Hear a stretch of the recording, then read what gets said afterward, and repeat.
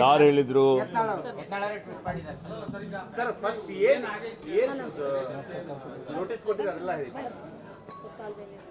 ನೋಡಿ, ಒಂದು ವಾರ ಕೆಳಗಡೆ ರಾಜ್ಯ ಮಾಲಿನ್ಯ ನಿಯಂತ್ರಣ ಮಂಡಳಿಯಲ್ಲಿ ಒಂದು ಪ್ರಗತಿ ಪರಿಶೀಲನೆ ಸಭೆ ಆಯಿತು.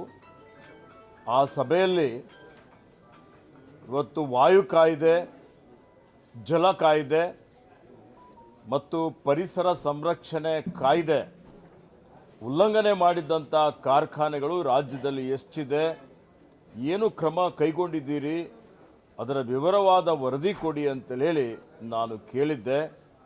ಹೀಗಾಗಿ ಇದು ಯಾರಿಗೋ ಒಬ್ಬರಿಗೆ ಇಬ್ಬರಿಗೆ ಅಂತಲ್ಲ, ರಾಜ್ಯದಲ್ಲಿ ಕಾನೂನಿನ ಕಾಯ್ದೆಯ ಉಲ್ಲಂಘನೆ ಮಾಡಿ ಏನಿವತ್ತು ಗಾಳಿಯಲ್ಲಿ ನೀರಿನಲ್ಲಿ ಮಾಲಿನ್ಯ ಆಗ್ತಾ ಇದೆ, ಇವತ್ತೇನು ಜನರಿಗೆ ತೊಂದರೆ ಆಗ್ತಾ ಇದೆ, ಅದನ್ನು ನಿವಾರಣೆ ಮಾಡಬೇಕು ಅಂತೇಳಿ ಕಾಯ್ದೆ ಪ್ರಕಾರನೇ ಇವತ್ತು ಕ್ರಮ ತೆಗೆದುಕೊಳ್ಬೇಕು ಅಂತೇಳಿ ಸೂಚನೆ ಕೊಡಲಾಗಿತ್ತು.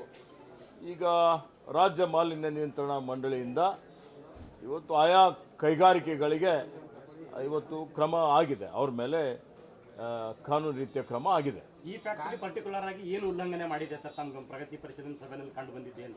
ನೋಡಿ, ನಾನು ಇಂಡಿವಿಜುವಲ್ ಆಗಿ ಯಾವುದು ಕೈಗಾರಿಕೆಗಳ ಬಗ್ಗೆ ಕೇಳಿಲ್ಲ.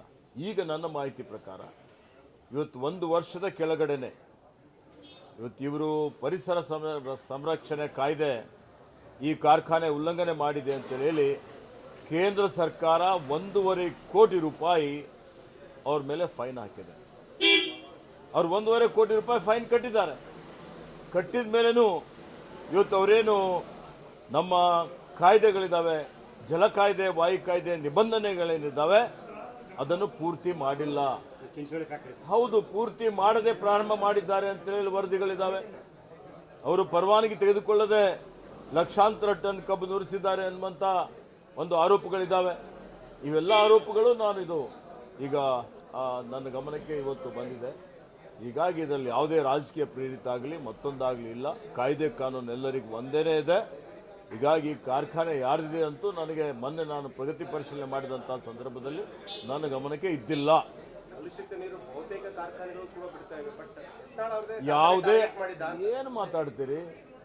ಯಾವುದೇ ಕಾರ್ಖಾನೆ ಇರಲಿ, ಕಾನೂನಿಗಿಂತ ದೊಡ್ಡವ್ರು ಯಾರೂ ಇಲ್ಲ ಅಂತ ನೀವು ಯತ್ನಾಳ್ ಬಿಡಬೇಕಾಗಿತ್ತು ಅಂತ ಹೇಳ್ತೀರಾ?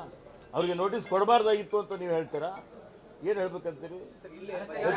ನೋಡಿ, ಅದಕ್ಕೆ ನಾನು ಹೇಳುವಂಥದ್ದು